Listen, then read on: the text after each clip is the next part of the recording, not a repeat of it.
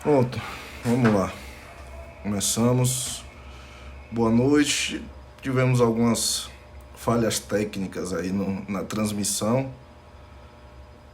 Ainda me bato aí na transmissão desse OBS, mas prometo que nas próximas eu aperfeiçoo minhas qualidades pré-históricas não avançadas do mundo moderno. Mas de qualquer forma, o intuito continua sendo o mesmo, né? Que é deixar essa aula aí gravada, não vai ser ao vivo, né? Da forma que a gente planejou ser, mas a aula vai ficar aí gravada. Essa aula começou com uma enquete que eu coloquei lá no meu perfil do Instagram, perguntando sobre temas que as pessoas que me seguem no Instagram teriam interesse em ouvir falar, né? Numa aula, né? Discorrendo numa aula. E a maioria optou por esse tema da finitude, o ser humano diante da morte. Lógico que já preciso deixar bem claro aqui de antemão que eu não vou me aprofundar e nem pretendo e nem tenho condições de encerrar esse tema, de fechar o assunto sobre esse tema. É um tema discutido desde que o ser humano pensa sobre isso, né? Sobre a morte, sobre a finitude, sobre a sua relação com a morte, né? Não sou eu quem serei o responsável por fechar um tema discutido, enfim, há milênios. Mas de antemão, eu quero aqui começar de uma forma um pouco mais... Falar primeiro assim... Eu elaborei essa aula numa estrutura de uma aula, né? Obviamente, aqui é uma aula onde eu não pretendo ensinar, mas apenas convidá-los a refletir sobre esse tema da morte, né? Sobre esse tema da finitude. Então eu coloco como objetivo dessa aula instalar esse tema na mente, na reflexão de cada um de vocês que verão esse vídeo depois, que estão vendo, instalar esse tema da morte, da finitude, não com uma certa morbidez, né, com um certo peso, como é costumeiro, a gente sempre, no nosso cotidiano, quando a gente fala sobre morte, é um tema pesado, né? Tão pesado que a gente, às vezes, evita até de falar, né? Eu dou aula de filosofia no ensino médio aqui na rede estadual de Minas Gerais, e é um tema recorrente falar sobre morte em minhas aulas, né? Ou mencioná-la. E quando eu falo que a única certeza que temos é a certeza da morte, né? A certeza de que um dia morreremos, mas que não sabemos quando será esse momento, né? Exceto em casos onde a decisão da morte vem pela própria pessoa, né? Enfim, não preciso falar o tema aqui, porque corre risco do YouTube aí boicotar a nossa aula. Mas acho que vocês conseguiram captar.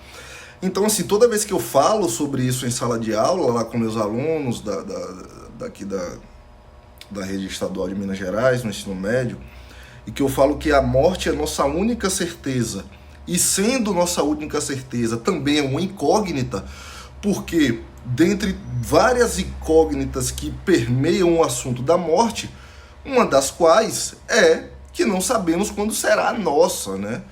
Então, por isso, eu posso imaginar que minha morte será daqui a 10 anos, 20, 30 anos, mas eu também tenho que viver pensando que pode ser a qualquer momento, inclusive agora aqui durante esse momento, esse tempo que eu estou dando essa aula aqui, né, às 20h56 do dia 7 de janeiro de 2026. Também pode ser agora. Eu não tenho o controle sobre isso. É algo que foge muito do meu controle. Foge muito não, foge totalmente do meu controle sobre a minha morte, né? Exceto nos casos em que mencionamos. Então, assim, qual é o objetivo principal dessa aula? Instalar o tema da morte, o tema da finitude, sem morbidez, ou seja, sem peso, criando um espaço de silêncio e de escuta. Não apenas onde você possa me escutar, mas onde você possa se escutar diante do que você vai refletir, a sua subjetividade vai levar você a refletir diante dos pontos que vamos levantar aqui nessa aula. Né? Então, assim, a gente vai fazer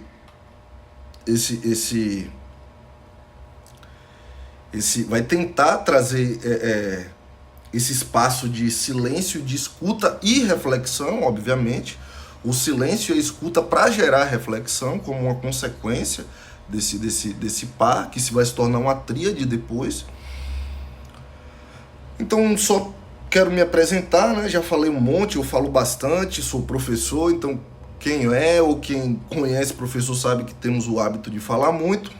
Mas, sem mais delongas, meu nome é Patrício Neto, eu sou professor de filosofia aqui na Rede Estadual de Minas Gerais. Eu tenho formações em filosofia, em sociologia, né, ali na área da graduação. Na área da pós-graduação lato sensu, eu tenho especializações em ética e filosofia política, filosofia e sociologia, filosofia contemporânea e psicanálise clínica.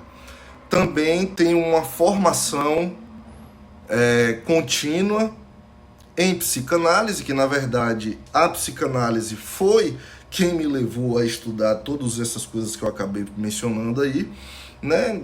Entrei num processo de análise pessoal em 2017, não saí até hoje e pretendo não sair, e disso foi despertando meu interesse por esses temas angustiantes, né? Esses temas que a gente não gosta de pensar. Um deles, e talvez um dos principais temas que sempre me inquietaram, foi o tema da morte. Então, nessa minha jornada, autorizei-me psicanalista, não por causa da especialização, mas por causa da minha formação contínua de análise, formação teórica e atendimento clínico. Lógico, né, que o tripé psicanalítico ali é composto por análise, teoria e supervisão, né? Essa supervisão, obviamente, você só pode fazer supervisão, ou é indicado que você faça supervisão em dois casos, ou se você pretende ser analista, ou se você já está analista, né? Então eu tenho essa formação aí na psicanálise, tenho como objetivo de área de estudo filosofia contemporânea, principalmente existencialismo, filosofia do trágico, pessimismo. Esses são os temas ali que norteiam a minha crítica cultural, crítica, enfim. Tem um modesto livro escrito, disponível inclusive na Amazon, né? Um e-book para Kindle. O nome do livro é Vontade de Ilusão, uma análise sobre a crítica nietzschiana à vontade de verdade, né? Que Nietzsche aí é o filósofo que me acompanha há longevos anos. Então, é isso. Estou, enquanto psicanalista, atendo online, estou professor da rede estadual, professor de filosofia da Rede Estadual de Minas Gerais, aqui na rede pública, no ensino médio. É isso, vamos lá. Quero começar com uma frase, né? Uma frase que talvez possa impactar, talvez não, mas no mínimo vai te levar a refletir. Todo ser humano sabe que um dia vai morrer. Todo ser humano sabe que vai morrer. A menos que, lógico, né? Vamos fazer um parêntese aqui. A menos que seja uma pessoa que não desfruta da sua capacidade cognitiva, das suas faculdades cognitivas com perfeição, com plenitude, né, obviamente, há ali algumas deficiências cognitivas que impedem a gente de ter algumas certezas, algum tipo de racionalidade, não que as pessoas com deficiência cognitiva sejam irracionais, mas de elaborar temas como esse, ou certezas como essa, que é a certeza de que um dia vamos morrer. Mas, com essa exceção, todo ser humano sabe que um dia vai morrer. Todo ser humano sabe e convive com a certeza da morte. E é exatamente isso que nos distingue de todos os animais na esfera da natureza, na esfera do mundo. É exatamente isso que nos distingue dos animais chamados irracionais. Por que eles são irracionais? Porque eles não têm a faculdade, né? Ou supomos que... Aí é uma crítica que eu tenho, né? Mas enfim, não vou me meter a falar de neurociência animal e tal, mas supomos que temos a certeza de que os animais não têm o desenvolvimento racional que nós temos, né? Mas ainda que não tenhamos essa certeza, pelo menos uma certeza a gente pode afirmar categoricamente. Qual é a certeza que nós podemos afirmar categoricamente? Que nós somos os únicos seres na natureza que conseguimos expressar o nosso pensamento, a nossa racionalidade através de algo que chamamos de linguagem, né? Ou seja, o que é a linguagem? A linguagem é a expressão daquilo que eu raciocino, daquilo que eu penso, daquilo que eu elaboro em minha mente, daquilo que chamamos mente, né? Então essa certeza categórica nós podemos afirmar. O ser humano é o único ser na natureza que consegue expressar sua racionalidade através da linguagem. Ou seja, nós somos os únicos seres na natureza que conseguimos falar com clareza de linguagem aquilo que estamos pensando, raciocinando. Afinal de contas, a gente, quando está com sede, a gente não fala au au, miau, cocoricó. Não.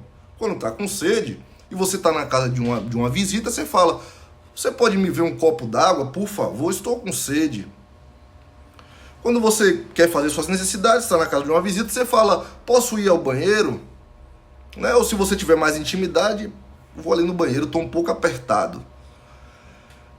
Diferente dos animais, chamados irracionais, que não falam esse tipo de coisa, né? O cachorro, quando ele está com sede, ele faz au au. Quando ele quer comer, ele faz au au. Quando ele quer brincar, ele faz au au e balança o rabinho. Quando ele está um pouco chateado, ele faz au au. Quando ele quer cruzar com a cadelinha, ele também chega nela e faz au au. Ele não tem uma variação de linguagem como nós temos, certo? Isso aí são exemplificações para ficar claro que nós temos essa certeza categórica de que nós somos os únicos seres na natureza que expressamos o nosso pensamento através de algo que chamamos linguagem, fala, certo? Então, por isso, nós podemos afirmar com toda certeza que somos os únicos seres na natureza que temos consciência de que um dia iremos morrer. Ou seja, para nós, a morte não é uma surpresa. Ainda que vivamos como se ela fosse. Ainda que vivamos como se fôssemos imortais, ainda que vivamos como se nossos entes queridos fossem imortais. Mas sabemos que a morte é uma realidade incontestável, imutável, né, para todos nós. Ou seja, nós sabemos que um dia vamos morrer. O ser humano sabe que um dia vai morrer. Os animais não sabem. A morte para eles é uma surpresa. Né? Talvez seja por isso que não vemos vacas, galinhas, gatos, cachorros, passarinhos entrando e saindo de consultórios psiquiátricos, fazendo sessão de análise, fazendo sessões de terapia cognitiva comportamental, de fenomenologia existencial, né? Talvez seja por isso, porque eles não sabem que um dia vão morrer. O Nietzsche, na sua segunda extemporânea, chamada Sobre a Utilidade e a Desvantagem da História para a Vida, ele tem no primeiro aforismo uma historinha muito interessante em que ele fala que ele estava observando um rebanho a pastar, né, ali num sítio, numa fazenda, no mato. Ele estava vendo um gado lá pastando, um boi pastando, um rebanho pastando, ruminando aquela grama naquela paz angustiante. A paz de um animal é uma paz tamanha que chega a ser angustiante. Eu me lembro que no período da pandemia eu estava num momento de crise existencial muito grande. Acredito que eu não fui o único. Muitas pessoas passaram por crises existenciais grandes, principalmente nesse período da pandemia. E durante esse período da pandemia, durante esse período de crise existencial, eu passei um tempo num sítio de um familiar, né? Passei umas semanas lá. E nesse período eu estava lendo um livro chamado Metafísica, né, de Aristóteles. E nesse livro da Metafísica de Aristóteles, tem uma parte lá muito bonita, lá no livro 12, onde ele para tudo para ele contemplar a grandeza do primeiro motor imóvel. É um livro, é um dos textos mais belíssimos que eu já li assim na filosofia, né? E na literatura de uma maneira geral. E eu lembro que não tinha um gado, mas tinha um jegue pastando, comendo lá, ruminando a grama. E eu fiquei assim, eu estava debaixo da árvore, com a Metafísica aberta, lendo, fazendo minhas anotações ali no canto do livro. E eu fiquei observando aquele jumento, aquele jegue ali, ruminando, as moscas pousando nele. O máximo que ele fazia era se sacudir um pouco, balançar o rabo, e eu ficava olhando, assim, olhando. E eu fiquei invejando a paz daquele cara, velho. Eu falei, velho, esse animal aí não tá nem se preocupando, nem se importando. Ele nem sabe que existe um vírus que tá assolando o mundo inteiro, que tá matando centenas de milhares de pessoas só no nosso país. E ele tá pouco se lixando para isso. A grama continua estando aí para ele, enfim, a aguinha que ele bebe, né? A jumentinha tá lá para quando ele quer satisfazer os desejos sexuais dele. E ele tá lá, numa paz invejável. E aí eu entendi esse aforismo de Nietzsche, que ele fala que ele estava observando, é claro que é um aforismo, né? Uma metáfora. Pode ser que tenha acontecido dele de fato observar o rebanho, mas ele teve um diálogo com o gado que obviamente não existiu, a não ser que você acredite em conto de fadas. E aí o Nietzsche disse que ele estava observando o rebanho a pastar, e ele chegou até o gado lá, o boi, a vaquinha, e perguntou: por que você tem essa paz tão grande? É lógico que eu estou aqui parafraseando em palavras próprias, né? Mas é mais ou menos isso que ele fala. Por que você tem essa paz tão grande, né? Por que você tem uma paz tão tamanha que me parece que você não se angustia, não se inquieta? E aí o gadinho, o boizinho, a vaquinha responde a Nietzsche: sabe o que é, Nietzsche? É porque, diferente de vocês humanos, eu não me lembro de nada, eu logo me esqueço. As coisas acontecem comigo e no segundo seguinte, ou nos instantes seguintes, ou no dia seguinte, eu já me esqueço. Só me importa o agora, eu vivo no agora, eu não vivo no passado nem no futuro. E aí estão duas causas daquelas que são chamadas as doenças do nosso século, do século XXI. Depressão e ansiedade. Qual é a causa da ansiedade? Excesso de preocupação com o futuro. Qual é a causa da depressão? Excesso de preocupação, sentimento de culpa, remorso ou diversas outras coisas com o passado. Pelo passado, certo?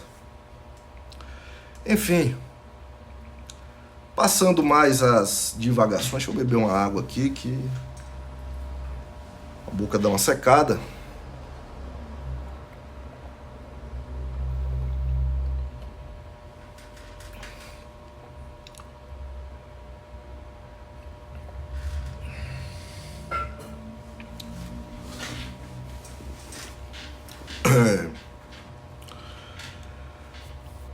Relembrando, recapitulando nossa primeira afirmação, todo ser humano sabe que vai morrer.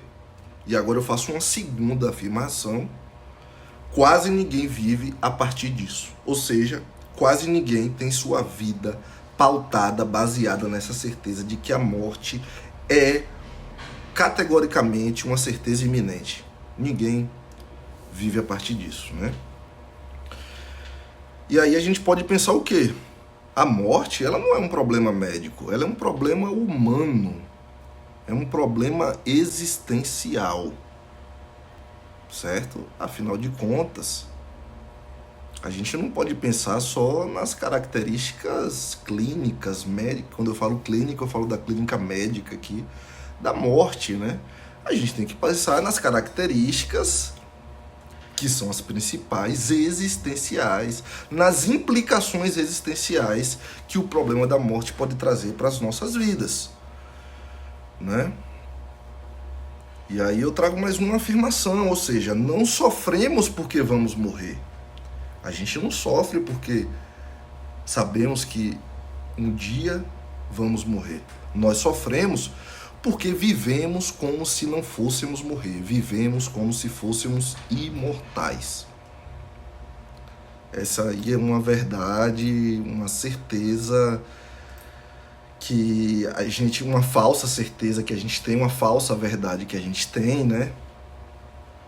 De que a gente vive como se, nós vivemos como se fôssemos imortais, né? E isso está longe de ser verdade. Longe, mas muito longe. As mitologias, seja ela de qualquer origem, as mitologias sempre narram um desejo no ser humano, uma busca no ser humano pela imortalidade. E isso justifica a existência das religiões. Toda religião é pautada numa promessa de imortalidade, seja da alma, seja do corpo, ou seja de ambos, né? Ou seja, de ambos. Então, esse é um desejo manifesto no ser humano, desde que entendemos a história do ser humano, baseada nas narrativas mitológicas /religiosas, que é o desejo da imortalidade. Por isso, talvez a gente seja enganado em viver, ou seja, enganado por nós mesmos em viver como se fôssemos imortais, né? Como se a vida nunca fosse acabar para nenhum de nós.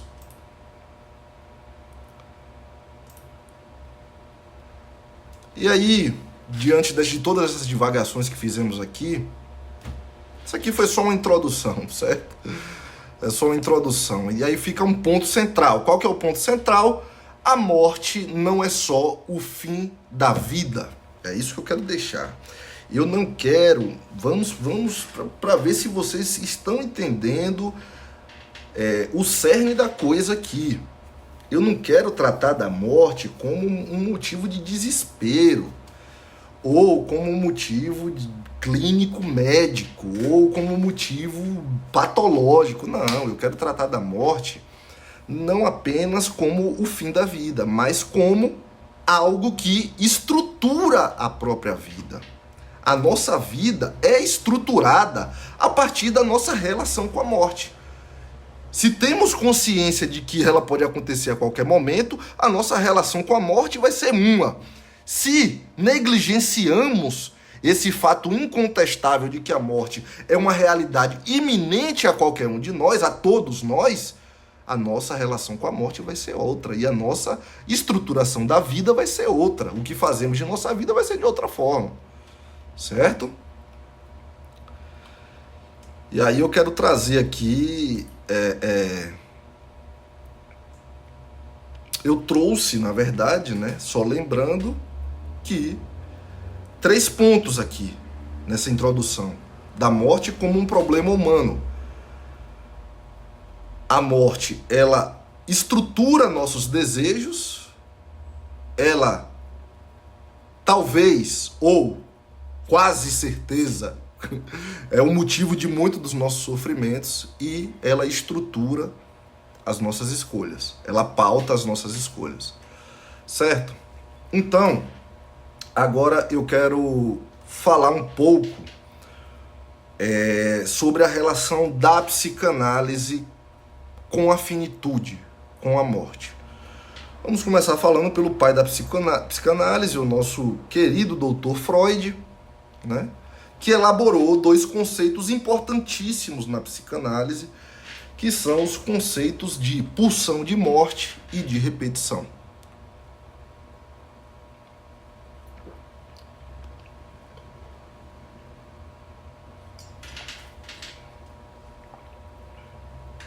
Lembrando que na psicanálise, para entender o conceito de pulsão de morte na psicanálise freudiana, é preciso a gente relembrar alguns conhecimentos básicos de psicanálise, né?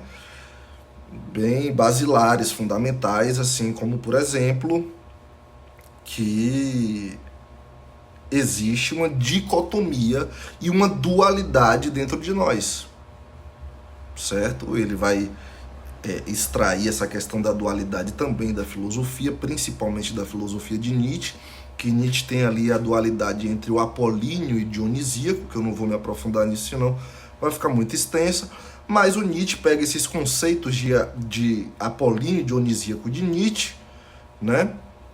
Que o que é o apolíneo para Nietzsche, né? O apolíneo é influenciado pelo deus Apolo, o deus solar, o deus da razão, o deus da ordem, o ordenamento. Ou seja, é aquilo que a psicanálise vai chamar de princípio de realidade e o Nietzsche vai estruturar como pulsão de vida. A nossa racionalidade é aquilo que nos faz ter uma pulsão de vida, né? Ou seja, um desejo de vida.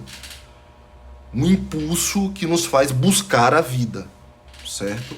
Mas também temos algo que é chamado de pulsão de morte, que aí ele pega algumas características, não todas, obviamente, mas tem alguma influência do conceito de dionisíaco da filosofia de Nietzsche, que era um espírito, um impulso, segundo Nietzsche, que vive em todo ser humano, que existe em todo ser humano, o impulso dionisíaco, que é responsável pela desordem, pela fruição da vida no seu sentido mais autêntico da coisa. Não vou me aprofundar aqui no Nietzsche, porque eu só quero explicar que isso tem uma certa influência no conceito de pulsão de morte em Freud. O que é o conceito de pulsão de morte em Freud? Segundo Freud, a nossa estrutura psíquica ela é dividida pela pulsão de vida e pela pulsão de morte. Ou seja, a pulsão de vida é aquilo que nos faz inconscientemente buscar a vida, né? Buscar a realidade, buscar a vida. Né? Não entenda a vida aqui como no sentido de estar vivo, mas é no sentido de realização, certo? No sentido de adequação social. Melhor falando, adequação social. E a pulsão de morte é o contrário da pulsão de vida, obviamente, né? Redundância, mas precisa falar. O que é a pulsão de morte em Freud? É aquilo que nos leva à autodestruição. Não destruição física necessariamente ou precisamente, mas uma autodestruição social, psíquica, emocional, e de diversas formas. E isso está intrinsecamente ligado com repetição. Por que que eu repito padrões de comportamento nas minhas relações amorosas? Pulsão de morte. Por que que eu sempre me envolvo com os mesmos padrões de pessoa? Repetição e pulsão de morte. Eu repito aquela autodestruição que me gera uma certa satisfação. E aí vem essa frase que eu deixo aqui para vocês: tropeçar na morte, evitando o desprazer. Por quê? Porque para Freud, para a psicanálise, principalmente a psicanálise freudiana, o ser humano não suporta, o inconsciente principalmente, ele não suporta o desprazer. O nosso inconsciente, ele não suporta o desprazer. E há uma certa satisfação no sofrimento. É aí que está a coisa. Então vamos entender aqui a noção de morte em Freud como uma noção de sofrimento barra autodestruição. Por que repetimos padrões de comportamento autodestrutivos e que nos levam a sofrimentos? Porque o sofrimento é um lugar confortável. Olha, não me levem a mal, mas eu vou acender um cigarro aqui, viu? Então, o que é que o Freud vai dizer? Justamente porque nós não conseguimos viver, o nosso inconsciente não suporta viver sem prazer ou viver no desprazer, é que repetimos padrões de comportamento autodestrutivos e que nos geram sofrimento. Por quê? Porque o sofrimento causado pela pulsão de morte, pela repetição dos padrões de comportamento, é um sofrimento conhecido. E tudo aquilo que nos é conhecido é confortável, é prazeroso. Por que a gente se assombra diante do novo? Porque o novo, é novidade, a gente não sabe o que vem pela frente. E o sofrimento, mesmo sendo sofrido, às vezes doloroso, muito, mas é conhecido, é uma dor conhecida. Então, se é conhecido, é confortável, eu já sei o que é que vai acontecer. Por isso que a gente repete os padrões de relacionamento, seja de amizade, seja de relação amorosa e até a nossa relação conosco mesmo, principalmente. A relação consigo mesmo. Porque a gente conhece a dor que essa repetição traz, esse comportamento traz, e essa dor, por ser conhecida, ela é satisfatória, ela é prazerosa, porque eu já sei o que é que vem pela frente. Certo? Deixa eu só ver quanto tempo já estamos aqui. Estamos a 31 minutos, vamos lá. Vamos lá, que agora a gente vai começar a falar de Lacan.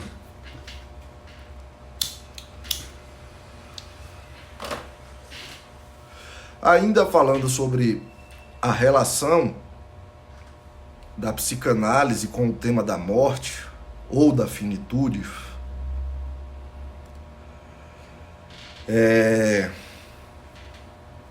o que é que Lacan vai dizer, né? Lacan, ele vai dizer que nós seres humanos, somos estruturados a partir de uma correlação ali entre três estruturas, três eixos, que ele chama de simbólico, imaginário e real, ou simbólico, real e imaginário, certo? Não vou entrar em detalhes, senão fica muito longo, mas o eixo do real ou o eixo da realidade, na verdade, ele não é o eixo da realidade. É aquilo que a construção social, através da linguagem, dos significantes da linguagem, nos faz acreditar que é o real, né? Só para dar alguns exemplos, como, por exemplo, redundância, dar uns exemplos, padrões de família, mãe, pai e filho. Existem diversos padrões de família. Inclusive, muitas famílias no nosso Brasil não são formadas por essa Constituição, né? Outro, entre aspas, padrão que a realidade nos vende através de significantes da linguagem é verdades religiosas, né? A depender do contexto onde você vive, você questionar alguma verdade religiosa, mesmo fora do âmbito religioso, você pode ser mal visto, né? Então, o eixo do real em Lacan, na verdade, não chega a ser totalmente o real. É uma criação social estruturada pela linguagem, significantes da linguagem, que nos traz uma realidade que não é realidade. Mas a gente acredita porque é a que nós temos. Nós temos essa realidade que é qual? A realidade da linguagem. A psicanálise de Lacan é muito fundamentada na linguagem. Ou seja, nós só conseguimos nos expressar através da linguagem, obviamente, e é o que temos para nos expressar, né? Mas há expressões que escapam à linguagem, é o que Lacan vai falar. Mas vamos sair do lacanês, que é difícil, e vamos trazer aqui para a nossa reflexão de Lacan sobre a finitude, ou como a psicanálise de Lacan se relaciona com essa noção de finitude. Tem um outro conceito, que é o conceito de falta na psicanálise de Lacan. Ou seja, somos movidos pelo desejo. Desejo de quê? Não sabemos, nunca saberemos. O desejo, ele não tem um objeto. É o desejo do desejo que deseja. Então, estamos sempre em busca de algo, né? Para ficar um pouco mais inteligível, eu vou trazer uma exemplificação da filosofia de Schopenhauer, né? Schopenhauer é um filósofo pessimista da Alemanha do século XIX, e ele vai dizer que nós vivemos numa tensão entre o desejo de conquistar e o tédio de possuir. Isso é o que Lacan vai chamar de falta. Desejamos desesperadamente algo, e quando conquistamos, aquela conquista nos entedia, nos angustia. Né? Então a gente vê que aquele desejo que talvez, sei lá, o desejo da profissão, o desejo da faculdade, o desejo do casamento, o desejo, enfim, financeiro, que a gente achava que ia resolver todas as nossas questões, principalmente as existenciais, não resolve. Por quê? Porque o desejo, ele é estruturado por uma falta que nunca vai ser tamponada. E não pode ser, nem pode ser. Se a gente criar a ilusão de que a nossa falta for tamponada, aí vivemos em estado deprimido, né? E aí, só para sintetizar esse pensamento de Lacan, deixei uma frase ali no slide: a ausência de garantias nos angustia. Não ter certeza sobre as coisas nos angustia. E aí, por que isso se relaciona com a morte? Porque a morte é a total falta de certeza. A morte é o não saber. Eu não sei como eu vou morrer, se eu vou sofrer na minha morte. Por isso explica tanto o desejo neurótico, né? Muito comum de morrer dormindo, né? Que seria possivelmente uma morte menos sofrida, dolorosa. Mas o não saber como irei morrer, quando vou morrer, e mais, o que existe, e se existe algo depois da morte. E aí o Freud e o Lacan vão dizer que a religião cumprem bem esse lugar de... como é que eu posso falar? De sublimar essa angústia, ou de... não seria tamponar, mas seria mascarar essa angústia, né? Porque a morte, a religião dá uma certeza, entre muitas aspas, de vida após a morte, que não sabemos, só saberemos quando morrermos, certo? Vamos lá. Espero que tenha ficado claro aqui essa questão da psicanálise, da relação da psicanálise com a finitude, e vamos entrar aqui na relação da filosofia contemporânea com a finitude, com a morte. Sobre a filosofia contemporânea, eu quero destacar o existencialismo / fenomenologia ali em Heidegger, né? Quem discorde se Heidegger foi um existencialista ou não, mas isso não vem ao caso. Heidegger, na sua obra magna chamada Ser e Tempo, ele desenvolve o conceito de ser para a morte. Principalmente lá nos parágrafos, entre os parágrafos 40 e em diante, onde ele fala sobre a angústia. E também ali, por volta desses parágrafos, onde ele fala sobre existência autêntica e existência inautêntica.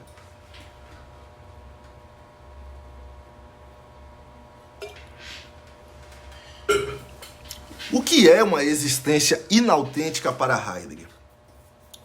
É fugir da morte e viver como todo mundo vive. O que é isso? O que é isso? O que é que você está falando? O que é fugir da morte e viver como todo mundo vive?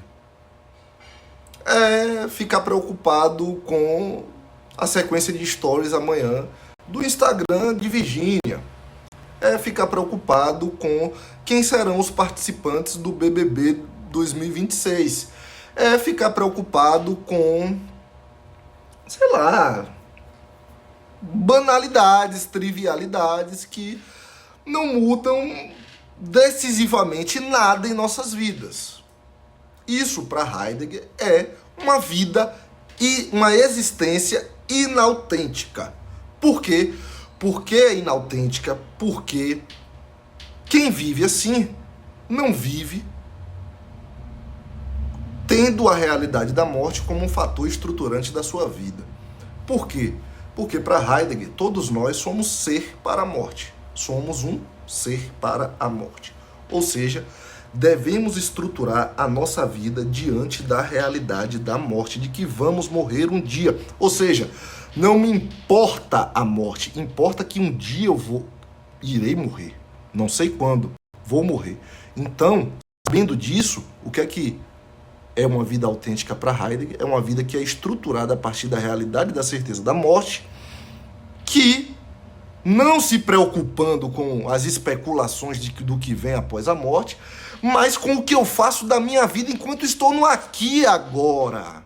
É isso que importa. Se eu estudo, se eu trabalho, se eu cultivo boas relações, se eu faço caridade, não é pensando numa vida após a morte. É pensando em viver a minha vida de uma forma que seja a melhor forma para mim. Certo? Não esperando com uma recompensa pós-mortem. E aí vem o existencialismo. Aqui tem o nosso querido Albert Camus, né, que fala muito sobre angústia também. E tem uma frase que é: a vida só precisa de sentido porque ela acaba. Por que buscamos sentido da vida? Na religião, no trabalho, nos estudos, nas teorias científicas. Por que buscamos sentido da vida, explicações que nos dêem um motivo para viver? Porque sabemos que um dia ela vai acabar. Por isso que a vida precisa de sentido. Imagine se fôssemos imortais, a vida precisaria de sentido? Obviamente que não. A vida só precisa de sentido porque um dia ela vai acabar. Por que a vida precisa de sentido? Porque precisamos resolver o problema que, segundo Albert Camus, é o único problema filosófico, ou o maior problema filosófico, ou o único que importa. É o problema do suicídio. Ou seja, por que viver vale a pena, sabendo que todos nós vamos morrer? Por que faz sentido continuar vivendo, sabendo que irei morrer amanhã, ou depois de amanhã, ou daqui a 30 anos, ou daqui a 10 dias? Porque vale a pena viver sofrendo, porque a vida é dor e sofrimento. Então, o Camus vai dizer que a vida, nós só procuramos sentido na vida porque sabemos que um dia ela vai acabar. E por isso ele vai dizer, lá no seu livro O Mito de Sísifo, né, ele vai dizer que o único problema filosófico é o problema do suicídio. Ou seja, o que é que ele está querendo dizer com isso? O único problema filosófico de verdade é saber por que eu devo continuar vivendo e não dar um fim na existência, né, na minha própria existência. E aí vem onde é que, já estamos chegando ao fim, certo? Onde é que psicanálise e filosofia se encontram no tema finitude? Primeiro, na divisão do sujeito. Nós somos sujeitos divididos. Somos sujeitos divididos. Não sei se vocês lembram que o Freud fala entre a pulsão de morte, pulsão de vida, prazer e desprazer, né? O Lacan fala sobre a falta e a busca de tamponar essa falta. Somos sujeitos divididos. E a filosofia também fala disso, né? Somos sujeitos sem garantias. Lacan, existencialismo na filosofia. Não temos garantia absolutamente alguma. Por isso precisamos sustentar um lugar de não saber. Temos horror ao limite. E aí eu deixei uma frase: não odiamos a morte, odiamos tudo o que nos lembra limite, tudo o que nos lembra fim. E aí explica o desejo milenar do ser humano pela imortalidade, que está muito expresso nas mitologias, religiões. Então, temos horror a tudo o que nos coloca limite, a que nos coloca Fim. E temos horror também ao silêncio. A morte representa silêncio. Afinal de contas, eu nunca vi um morto falando, né? Então a morte é ausência total de ruídos internos, externos, e temos horror ao silêncio. E aí eu quero trazer algumas questões sobre essa tentativa dessa nossa sociedade, que é muito influenciada pelo neoliberalismo, que é medicalização da angústia, né? O antidepressivo, não, entenda muito bem, entendam, não estou fazendo um discurso antimedicamento, antimedicação psiquiátrica, nada disso. Não sou tolo nem e nem irresponsável ao ponto de dizer que as medicações não servem para nada. Servem e muito, ajudam e muito na vida de quem sofre com transtornos. Mas o que é que acontece hoje? Muita gente vê no discurso psiquiátrico neoliberal: a medicação vai acabar com sua angústia. Não, não vai. O antidepressivo não vai acabar com sua angústia. Ele vai lhe dar ali meios de conviver com aquela angústia. O ansiolítico, o antidepressivo, né? O estabilizador de humor, o remédio para dormir, enfim. Por que essa medicalização da angústia é algo tão vendido hoje? Porque também o ideal de felicidade permanente é vendido. Seja feliz o tempo todo. Essa positividade tóxica que a gente vê hoje aí nas redes sociais. Vide os nossos influencers aí, nossos não, né? Influencers do Instagram aí, que os caras estão dando risada, sorrindo do primeiro bom dia às 8 da manhã ao último bom dia meia-noite. Não existe felicidade em 24 horas, gente. Não existe. Mas esse discurso neoliberal, muito pela lógica capitalista, nos vende uma felicidade permanente, porque o dinheiro, a conquista, traz essa felicidade permanente. E por que tudo isso? Porque não se quer falar sobre o tema da finitude, sobre o tema da morte. Por que não se quer falar sobre o tema da morte? Porque o tema da morte, a verdade inquestionável da finitude, da morte, ela faz cair por terra todos esses discursos aí da felicidade permanente, da medicalização da angústia, que sua angústia pode ser acabada com um medicamento. Isso é uma mentira, isso é uma farsa,